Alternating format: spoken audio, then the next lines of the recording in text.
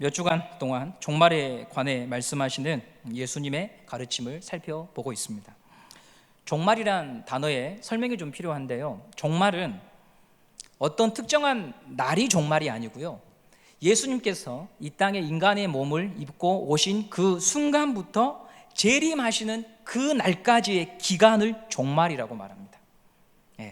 어떤 2029년의 12월 31일 이런 특정한 날이 종말이 아니라 하나님의 아들 예수님께서 세상을 사랑하셔서 이 땅에 오신 그 날부터 다시 오실 날까지의 기간이 종말이다라는 것이죠. 예수님은 세상 끝이 있다는 것을 말씀하십니다. 그런데 그 날은 아무도 모른다. 그리고 너희들이 나의 말을 믿는다면 그 날이 언제인가를 확인하려고 하지 말고 그것을 믿는다면 깨어서 준비하라 라고 말씀하셨습니다. 깨어서 준비하라고 하는 것은 하나님을 기억하며 하루하루를 살아내는 것이거든요.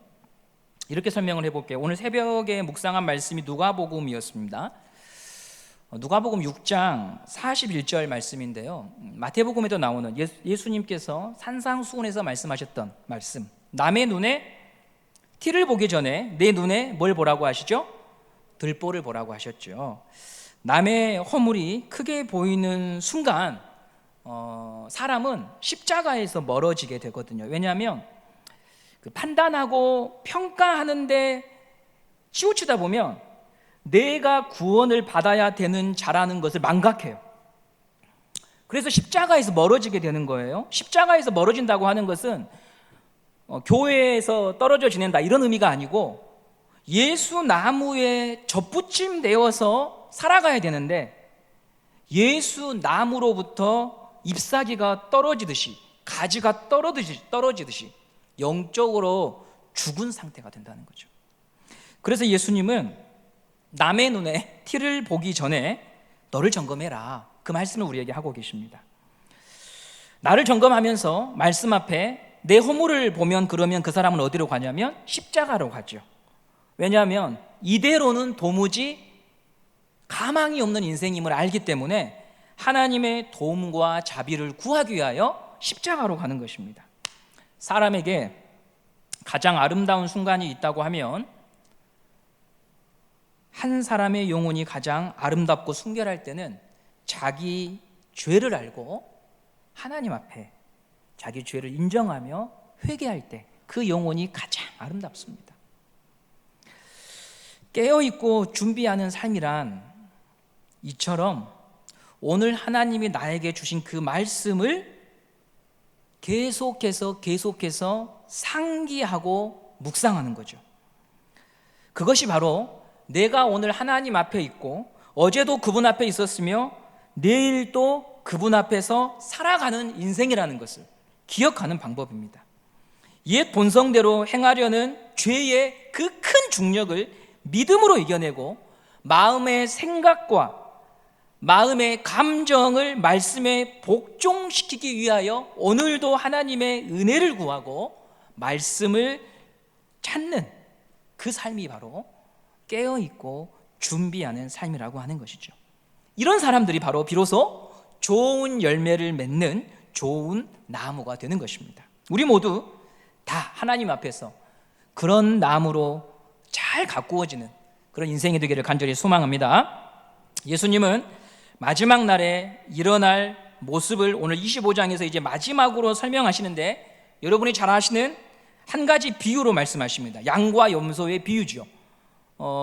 예배당에 일찍 오셔서 아까 찬양했던 분들 가운데 PPT 가사가 나오다가 갑자기 양하고 염소가 나온 거 보셨을 거예요. 오늘 설교 시간에 띄울 사진인데 잠깐 떴던 것입니다. 성경의 무대가 되는 팔레스타인 지방의 양과 염소는요 상당히 비슷하게 생겼대요. 그래서 목자들도 헷갈릴 정도라고 하더라고요. 근데 저는 사실 그 성경의 해석을 쓴 주석들을 보면서 잘 이해가 안 됐어요. 왜냐하면 양은 양이고 염소는 염소지 어떻게 양하고 염소를 구별을 못하냐 해가지고 찾아봤어요. 그래서 제가 사진을 한번 띄워드릴 테니까 여러분 어떤 게 양이고 어떤 게 염소인지 한번 보시기를 바랍니다. 여러분 어떤 게 양이고 어떤 게 염소 같아요? 둘 다 똑같이 생긴 것 같지 않아요? 어떤 게 양이고 어떤 게 염소일까요? 여러분이 보실 때 오른쪽이 양이다. 왼쪽이 양이다. 아, 맞아요. 예, 예리하시네요. 어떻게 하셨어요? 등치가 좀 크지요. 예. 근데 만약에 이제 털갈이 한다고 염소도 털이 이렇게 많으면 어떻게 될까요? 그때는 헷갈리겠죠. 예. 그래서 이 양과 염소의 비유를 예수님께서 그 당시에 그 시대 사람들의 생활 환경과 풍습에 맞게 지금 말씀을 해주고 계신 거예요. 양은 의인, 참 제자, 성도라고 한다면 염소는 외식하는 자, 구원받지 못한 죄인을 말합니다. 그런데 놀라운 것은 같은 공간에서 이 양과 염소 모두 다 예수를 주님으로 고백했던 사람들이었습니다. 그래서 누가 양이고 염소인지는 사실 예수님 앞에 서기 전까지는 아무도 모른다는 것이죠. 25장 44절 말씀을 우리 함께 보도록 하겠습니다. 오늘 자막은 아마 뜨지 않을 겁니다. 그래서 25장 44절 우리 한번 같이 읽어보도록 하겠습니다. 시작. 그들도 대답하여 이르되 주여 우리가 어느 때에 주께서 줄이신 것이나 목마르신 것이나 나그네 되신 것이나 헐벗으신 것이나 병드신 것이나 옥에 갇히신 것을 보고 공양하지 아니하더이까. 이건 염소들이 마지막 날 예수님께 항변하는 내용이에요. 근데 그때 예수님을 뭐라고 부릅니까? 주여라고 불러요. 주여라고. 이건 뭐냐면 이 염소에 지금 분리된 이 사람들은요, 심판대 앞에 서기 전까지 본인은 양이라고 생각을 했고 예수를 주로 불렀다는 거예요. 나는 양이라고 굳게 믿은 거예요. 그런데 예수님은 그날 어떻게 분류하셨냐면 너는 왼쪽, 이렇게 분류하신 거죠. 이게 대단히 당황스러운 겁니다. 양과 염소의 비유가 보여주는 교훈은 우리 스스로를 이제 점검하라고 하는 것이죠. 너는 어디에 붙어서 사는 인생이냐, 무엇을 의지하고 어떤 생명을 공급받고 살아가는지 살피지 않으면 이날에 그 입장에 설 수 있으니까 오늘 우리에게 이 말씀을 통해서 우리 자신을 점검하라고 하는 것입니다. 마지막 날 예수님께서 사람들을 심판하실 때 양과 염소로 구분하십니다. 그런데 여러분, 이 비유를 자세히 여러분 보시면은요, 교회에 출석하는 자와 출석하지 않는 자로 구분하는 게 아니고 신앙이 있다고 믿는 사람들 속에서 구분을 해요. 이게 그래서 여러분 우리가 깊게 생각해 봐야 되는 거예요. 우리가 생각하는 종말에, 주님의 재림의 그 날에, 이 종말의 끝에 주님의 재림의 날에, 심판의 그 날의 모습은 예수 천당 불신 지옥으로 가득한데, 예수님이 마태복음에서 말씀하시는 심판의 그 날은 뭐냐면 너희들 안에서 내가 분리하는 거라고 말씀하신다는 거죠. 예, 너희들 안에서 내가 분리한다고 말씀하시는 거예요. 그래서 우리는 이 말씀 앞에 진지하고 무거운 자세로 이 말씀이 도대체 뭘 말씀하는지를 들어야 된다는 거죠. 예, 나는 여기 와서 안전하다, 이렇게 할 수 없다고 하는 거라는 거죠. 그럼 이런 구분이 무엇을 통해서 이루어진 것일까 우리가 하나씩 또 살펴봐야겠는데요. 오른편에 있는 양들은 잘 아시듯이 칭찬을 받습니다. 오른편은 유대인들에게 영광의 자리, 왼편은 수치의 자리를 의미합니다.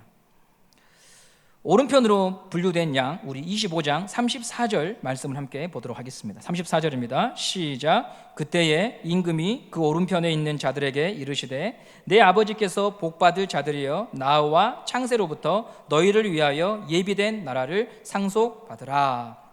그리고 35절 말씀 보시면 왜 상급을 주시는지, 왜 너희들은 오른편에 있는지를 말씀합니다. 35절 읽겠습니다. 시작. 내가 줄일 때에 너희가 먹을 것을 주었고 목마를 때에 마시게 하였고 나그네 되었을 때에 영접하였고 라고 합니다. 오른편에 모인 사람들은 긍휼을 베푸는 삶을 살았습니다. 불쌍히 여길 자를 불쌍히 여기고 도울 자를 외면하지 않고 도왔습니다. 그들의 행실이 착하고 의로웠습니다. 그런데 이 지점에서 그렇다면 우리가 생각해 볼 것은 믿음으로 구원받는다고 했는데 오늘 본문은 전혀 다른 이야기를 하고 있다는 것이죠. 착한 행실을 통해서 양으로 분류가 된 것처럼 오늘 말씀이 우리들에게 증거하고 있습니다. 약자를 돕고 헐벗은 자를 돕는 윤리적인 실천, 그것을 통해서 구원을 받은 것처럼 오른편에 있는 양들의 모습이 그려지고 있다는 거죠. 우리가 아는 구원의 길과 달라 보이잖아요. 성경은 이렇게 말하죠. 주 예수를 믿으라. 그리하면 너와 내 집이 구원을 받으리라.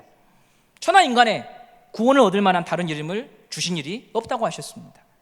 은혜로 구원을 받는다고 했습니다. 그런데 오늘 이 양의 편에 있는, 오른편에 있는 사람들은 착한 행실, 도왔던 것, 긍휼을 베풀었던 것, 그것을 통해서 그 자리에 있다고 말씀하시니 우린 도대체 이것을 어떻게 이해해야 할까요? 답은 그들이 살아온 행위가 그들이 누구인가를 보여주는 증거이기 때문에 그렇죠. 행위를 통해서 구원을 받는 것이 아니라 행위를 통해서 그 사람이 예수에게 접붙임된 자라고 하는 것이 드러난다는 것이죠. 예를 들면 오늘 여기에 앉아 계신 우리 모두는 다 공통점이 하나 있습니다. 살아 있습니다. 그걸 어떻게 할 수 있는가? 먼저 여러분 가슴에 손을 대시면 뭐가 뜁니까? 심장이 뛰죠. 그리고 코에다가 손을 가져다 대시면 숨이 들었다 나왔다 들숨과 날숨을 쉽니다. 또 제가 여러분의 성함을 부르면 대답을 하실 거예요. 온유야? 반응을 하지요. 살아있는 거예요. 센스가 있어요. 양으로 분류된 사람들은 소자를 돌보았다고 칭찬을 받아요. 소자란 가치 없어 보이는 사람이에요. 굳이 내가 발벗고 나서지 않아도 되고, 저희가 이제 식사가 시작이 되었는데 혼자서 식사하는 그 사람을 보면서 굳이 내가 가서 그 사람에게 말을 걸지 않아도 되는 그런 부담이 없는 그런 사람, 내 인생에 있어서 변두리에 있는 사람, 그런 사람이 바로 소자입니다. 그런데 오른편에 분류된 이 양들은 그런 소자를 볼 때마다 가만히 있을 수가 없는 거예요. 왜냐하면 그들은 예수를 믿어 예수의 마음이 그들 안에 밀고 들어올 때 소자에 대한 반응과 감각이 생겼거든요. 내가 이렇게 있어도 되는가? 저 사람이 저렇게 혼자서 신앙생활 하는 것을 가만히 지켜봐도 되는가? 라고 하는 감각이 내 안에 있는 거예요. 누구 때문에? 예수님 때문에. 예수 나무에 접붙임되어 그분의 생명이 내 안에 계속 주어지기 때문에 예수님이 이곳에 오신다고 하면 관심을 갖고 볼 것에 대하여 나도 관심이 생기기 시작하고, 그분이 드나들 것 같은 곳에 나도 드나들기 시작하는 그런 감각이 내 안에 일어나는 것이죠. 분명히 전에는 무가치해 보였고 관계가 없었고 내 호주머니에서 굳이 그 사람을 위하여 나의 귀한 돈을 사용하지 않아도 되었는데, 불편한 사람이었는데 이제는 예수 그리스도의 말씀이 내 안에 그것이 먹혀지고 소화가 되고 믿어지기 시작하면서 한 사람을 바라보는 나의 시각과 관점의 변화가 생긴 것이죠. 자기만 알고 자기를 기준 삼아 살았던 것이 편했는데 이제는 잠시라도 그렇게 돌아가면 이러면 안 되자라고 하는 마음의 감각과 고민과 슬픔이 우리 안에 일어나는 거예요. 예수에게 접붙임 되어 있기 때문에. 오른편의 사람들이 바로 그런 특징을 가지고 있는 거죠. 오른편의 사람들은 또한 이런 자신의 행위, 긍휼을 베풀었던 그 행위를요 대단한 일로 여기지 않았습니다. 오늘 본문을 보시면 37절에 이렇게 말합니다. 우리 37절 말씀을 함께 보도록 하겠습니다. 시작. 이에 의인들이 대답하여 이르되 주여, 우리가 어느 때에 주께서 줄이신 것을 보고 음식을 대접하였으며 목마르신 것을 보고 마시게 하였나이까? 여러분, 이 사람들은 그것이 자연스러운 거였어요. 우리는 교회가 이런 것들이 굉장히 이제 많죠. 우리는 뭔가를 하자고 하면, 어떤 선한 일을 하자고 하면 다 어디로 가냐? 운동을 해야 돼요. 운동을 하고 행사를 만들어서 이때는 무슨 돕기, 무슨 날 이렇게 해야지만 겨우 움직이는 사람들이잖아요. 그렇게 하지 않으면 안 되니까, 잘 움직이지 않으니까 한국 교회는 계속해서 프로그램을 개발하는데 열중하고 있습니다. 근데 그 프로그램이라고 하는 것이 늘 반복되고 시대가 흘러가면 또 잊혀지는 그런 것들이죠. 오늘 본문에서 말하는 것은요, 누가 보든 보지 않든 알아주지 않든 소자를 대하는 방식과 태도가 이제는 그 사람의 삶이 되어버린 자들이 바로 양이라는 거죠. 어떻게 해요? 예수님의 말씀이 나를 교훈하고 가르치고 내가 그 말씀에 순종하기 원하니까 그들은 그냥 늘 똑같은 상태에 머무는 것이 아니라 하나님이 시시각각 내 앞에 보여주는 사람과 상황들 속에서 주님이 왜 나한테 이걸 보여주시지? 주님이 왜 나한테 이런 아픔을 주시지? 주님이 왜 나한테 나와 너무나 다른 사람을 붙여주신 것이지? 라고 하는 것들을 고민하며 주님이 무엇 때문에 나에게 이렇게 하는가를 생각하기 때문에, 예수님에게 접붙임되어 있기 때문에 관심을 갖고 고민하고, 이전에 내가 추구했던 방식은 이렇게 하는 것이 편하고 맞았지만 이제는 다르게 생각해보는 일들이 우리 안에서 끊임없이 일어나는 거예요. 왜냐? 예수 생명은 살아있는 생명이기 때문에 그렇습니다.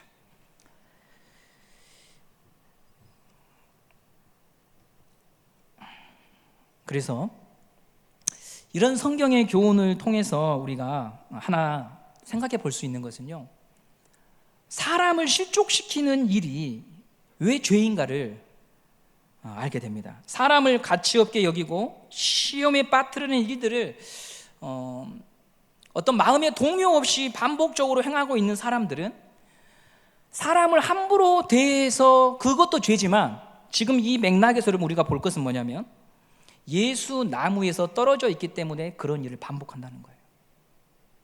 예수님으로부터 주어지는 교훈과 가르침과 말씀을 받는 이상은 그렇게 살 때마다 고통받고 아프고 뉘우쳐야 하고 슬퍼하게 되거든요. 그런데 그런 일들을 버젓이 올해에도 하고 다음에도 하는 사람의 특징은 뭐냐?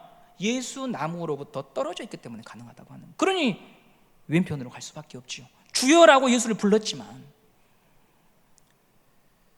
예수님은 소자와 자신을 일치시키죠.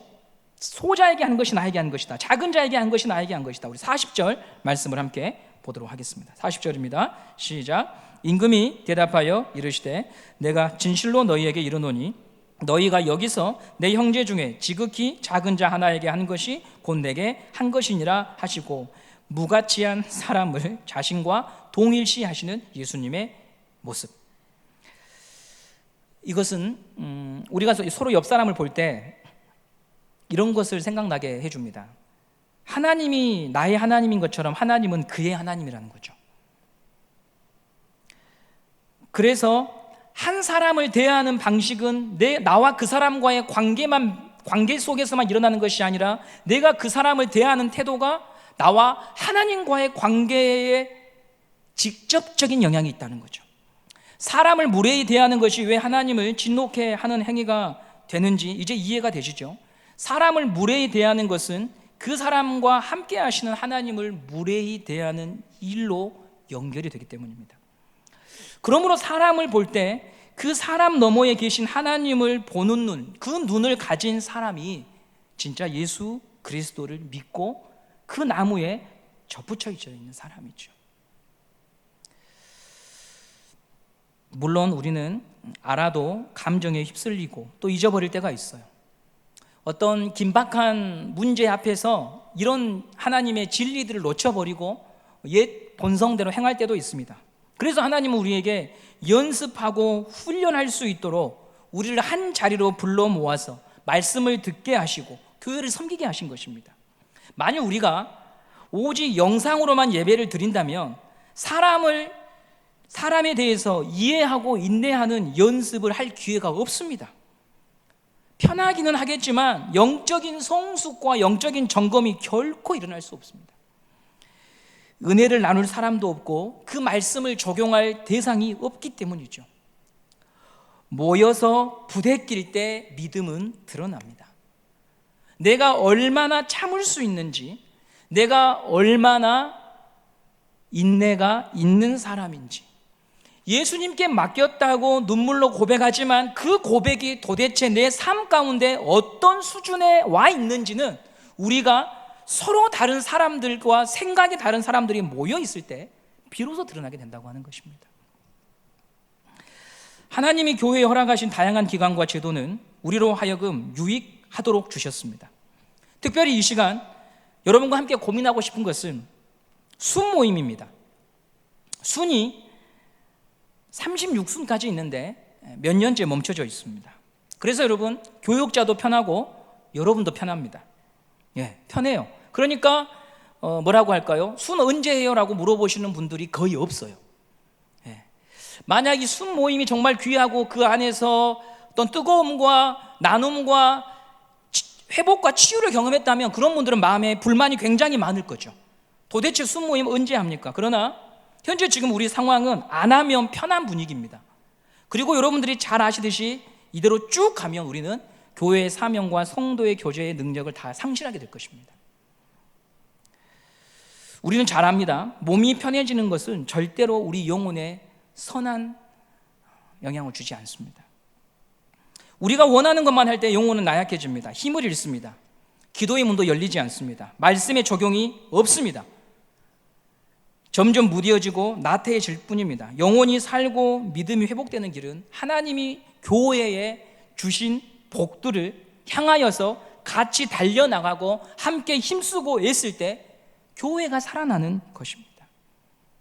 함께 모여 예배하고 나누고 또 나와 다른 사람을 참고 봐주면서, 그러면서 나의 믿음을 점검하고 우리가 함께 마음을 애통히 여기며 주님을 찾을 때 하나님은 우리에게 예비하신 은혜를 허락하여 주실 것입니다.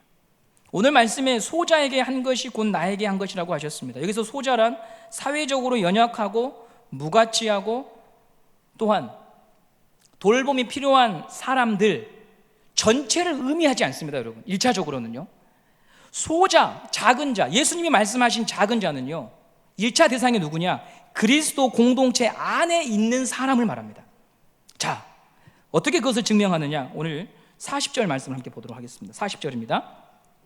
시작. 임금이 대답하여 이르시되 내가 진실로 너희에게 이르노니 너희가 여기서 내 형제 중에 지극히 작은 자입니다. 내 형제 중에 지극히 작은 자. 형제는 예수 그리스도의 제자로서 그분을 따라가는 자입니다. 내 형제 중에 작은 자라고 지금 예수님께서 말씀하십니다.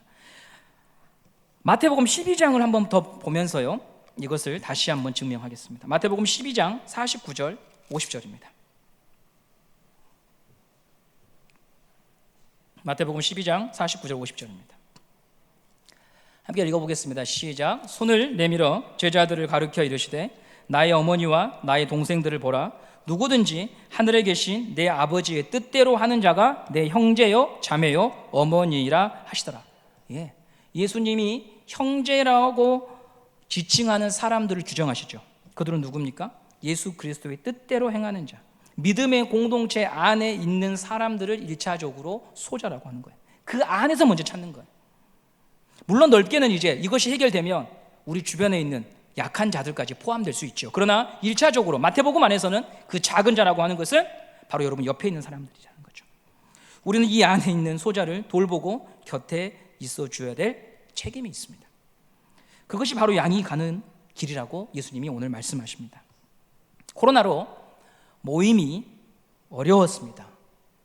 오늘 2년 거의 3개월 만에 마스크 해제를 지난달 1월 30일 날 마스크 해제를 국가에서 방역 지침으로 발표했죠. 물론 몇 군데는 계속해서 써야 하지만요. 코로나로 인하여 교회의 모든 소모임들이 폐지가 되고 성경 공부 및 구역 모임이 다 쉴 때도요. 여러분 한번 돌아보십시오. 교회 밖에서 식당에서 커피숍에서 바람 쐬기 위해 음식을 나눠 먹고 고민을 나누는 모임들은 다 있었습니다. 우리 성도들 사이에서요. 그런데 이런 모임의 특징은 내가 원하는 사람과만 모였다는 거죠. 이런 우리의 상황을 넘어서서 이제는 소자를 찾고 그들 곁으로 가고 함께 기도하고 돌보는 일이 순을 통해서 일어나기를 하나님이 원하신다고 하는 것입니다. 회복은 그냥 되지 않습니다. 여기에 아무리 플랜카드로 멋있게 회복은 시작되었다 붙여놔도 여러분 회복은 되지 않습니다. 하나님의 뜻에 순종할 때 되는 거죠. 우리가 좀 힘들어도 하나님의 뜻이 맞다고 순종할 때 되는 것입니다. 믿으십니까? 쥐알병원에서 뇌졸중, 뇌경색으로 신체의 기능을 잃어버린 분들 쥐알하는 모습을 생각해 보십시오. 그냥 그분들은 누워있고 싶어 합니다. 움직이고 싶어 하지 않습니다. 그러면 재활사들과 보호자들이 어떻게든 달래기도 하고 나무라면서 네 그러면 죽는다. 너가 스스로 밥숟가락 떠. 일어나. 걸어. 네가 혼자서 화장실 갔다 와. 넘어져도 괜찮아. 일어나야 돼. 안 하면 안 돼. 아침에 또 하고 점심 때 또 하고 저녁 때 또 하도록 합니다. 왜? 그 사람을 사랑하기 때문에. 사랑하기 때문에. 그렇게 해야 정상적인 생활을 할 수 있으니까요. 우리가 지금 편하는 것, 하고 싶은 것만 할 때가 아니죠. 해야 할 것을 찾아서 말씀 안에서 도대체 교회가 어디로 가야 하는지, 도대체 성도는 어떤 삶을 살아야 하는지에 대하여 깊이 고민하고 함께 기도하고 나누면서 가야 하는 것입니다. 그럴 때 우리 교회는 희망이란 단어를 비로소 말할 수 있는 것입니다. 오늘 사찰 집사님께서 이런 말씀을 하시더라고요. 우리 사찰 집사님께서 화분을 정말 잘 가꾸시잖아요. 근데 작년에 비가 너무 안 왔죠. 그래서 사찰 집사님께서 늘 물을 손수 주셨어요. 그런데 비가 오는 날 화분을 싹 꺼내 놓으면 그렇게 물을 줘도 피어나지 않는 잎사귀들이 그 비 한 번 딱 맞추면 본연의 색깔로 돌아온다고 하는 거예요. 제가 그 말씀을 들으면서 우리의 인간적인 힘으로 교회를 어떻게 하고 물을 퍼다 나르는 것으로는 안 된다는 거예요. 하나님의 말씀에 순종하여 그분의 은혜의 담비가 이 교회에 부어지지 않으면 교회만 남는 거예요. 부동산 투기꾼들만 늘 눈독을 들이고 이 안에 있는 교회의 재산으로 서로 머리 뜯으면서 싸울 수밖에 없는 거예요. 우리의 사명을 이룰 수밖에 없는 거예요.